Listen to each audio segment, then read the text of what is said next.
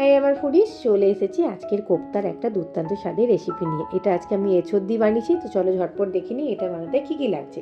তার জন্য ফার্স্টে একটা মশলা রেডি করে নেবো। তার জন্য নিয়ে নিচ্ছি এখানে একটা বড় লঙ্কা, একটা ছোট্ট সাইজের পেঁয়াজ, 1 ইঞ্চির থেকে একটু বেশি আদা, আর ওই 15-20টা মতন রসুনের কোয়া, 2 চামচের মতন টক দই, আর টমেটো।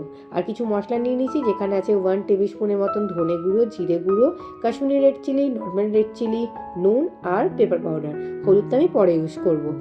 এবারে সমস্তটা ভালো করে এখানে আমি একটা স্মুথ পেস্ট করে নিচ্ছি। স্বাদ মতন একটু চিনি দিয়ে দিচ্ছি। আর এখানে যে টমেটোটা ইউজ করেছি সেটা একটা মিডিয়াম সাইজেরই টমেটো আছে।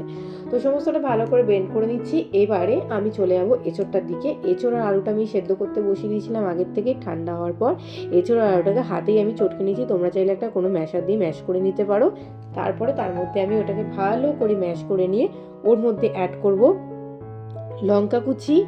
ওখানেও তোমার স্বাদ মতো নুন দিয়ে দেবো, লঙ্কার গুঁড়ো দিয়ে দেবো, কাশ্মীরি লঙ্কার গুঁড়ো দিয়ে দেবো, একটুখানি সামান্য গোলমরিচ দিয়ে দেবো, আর হলুদ। এখানে আমি হলুদটা ইউজ করেছি, হলুদ দিয়ে দিচ্ছি। আর 2 চামচের মতন, বড় বড় 2 চামচের মতন বেসন। এবারে সমস্তটা ভালো করে মিশিয়ে নেবো জল ছাড়াই, কারণ এঁচোড় আলুতে এমনি জল জল থাকবে, তাতেই সুন্দর এটা মাখানো হয়ে যাবে। এবারের বলগুলো, কোপ্তার বলগুলো শেপ দিয়ে দেবো। তার জন্য সামান্য হাতে একটু তেল লাগিয়ে নেবো। আর এইটাতে একটু বেসন গ্রেট করে দিয়ে মানে ছড়িয়ে দিচ্ছি, স্প্রিঙ্কল করে দিচ্ছি, যাতে কারোটা কারো গায়ে লেগে নিয়ে যেতে পারে। তোমরা চাইলে এখানে একটু ময়দা, সামান্য ময়দাও অ্যাড করতে পারো, বা কর্নফ্লাওয়ার অ্যাড করতে পারো বাইন্ডিংয়ের জন্য।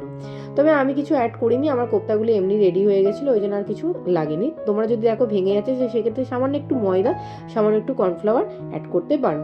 এবারে পর্যাপ্ত পরিমাণে সর্ষের তেলে রান্নাটা করব। তেলটা গরম করে নিচ্ছি। এবারে কোপ্তাগুলো একে একে ছেড়ে দেবো। একদম ধীরে ছাড়বে, যেন কোপ্তাগুলো ভেঙে না যায়। ছাড়ার সময় কোনো খুন্তি ইউজ করো না। যখন একটা সাইড ভালো করে হয়ে যাবে, তখন খুন্তি ইউজ করে একটা দিক পাল্টে পাল্টে উল্টে সুন্দর গোল্ডেন ক্রিপসি হওয়া অবধি ভেজে নিতে পারো। এটা এমনিও কিন্তু সসের সাথে খেতে খুব ভালো লাগে। বড়া হিসেবে, স্ন্যাক্স হিসেবেও খেতে পারো। আমি তো একটা ভাজতে ভাজতে খেয়ে নিয়েছিলাম একটা দুটো। তো ব্যাস, এবার চলে যাব গ্রেভিটা করার দিকে। তো তার জন্য ফোড়ন দিয়ে দিচ্ছি তেজপাতা, শুকনো লঙ্কা, দারচিনি, লং, এলাচ, বড় এলাচ, ছোটো এলাচ। সমস্তটা যখন ফ্লেভার বেরোতে শুরু করবে, তখন এর মধ্যে দিয়ে দেবো 3টে বড় সাইজে পেঁয়াজ কুচি। চাইলে পেঁয়াজের পরিমাণটা কমাতেও পারো।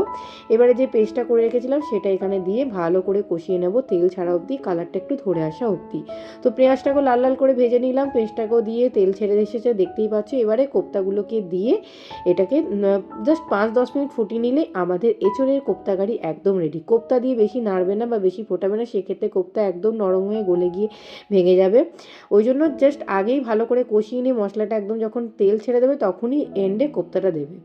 এবারে দিয়ে দিচ্ছি গরম মশলা, আর দিয়ে দিচ্ছি একটু ধনেপাতা, আর চিড়ে রাখা কাঁচা লঙ্কা দিয়ে সুন্দর করে নামিয়ে নিলে এঁচোড়ের কোপ্তা কারি রেডি। এটা একটু মাখো মাখোই হয়, এটা বেশি ঝোল হয় না।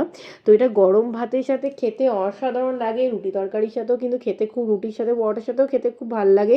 সমস্ত রকম কোপ্তা কারি তোমরা বানিয়েছো, এবার এঁচোড়ের কোপ্তা একবার বানিয়ে তোমরা ট্রাই করতে পারো। আশা করছি খুব ভালো লাগবে। কাঁচা কলার কোপ্তা প্রায় সবারকার বাড়িতেই হয়ে থাকে। তো আমি কলাটা খাই না বলে আমি এঁচোড় দিয়ে আজকে বানিয়েছি। আশা করছি রেসিপিটা তোমাদের সকলের খুব মন জয় করেছে। তো এরকম রেসিপি, বাঙালি রেসিপি দেখতে থাকলে জুড়ে থেকো, সঙ্গে থেকো, পাশে থেকো আমার সাথে। আর আমার সাথে চ্যানেলটা সাবস্ক্রাইব করে দিও, সাথে থাকা বেল আইকনটাও ক্লিক করে দিও, যাতে সমস্ত নোটিফিকেশান আপডেট তোমাদের কাছে পৌঁছে যেতে থাকে।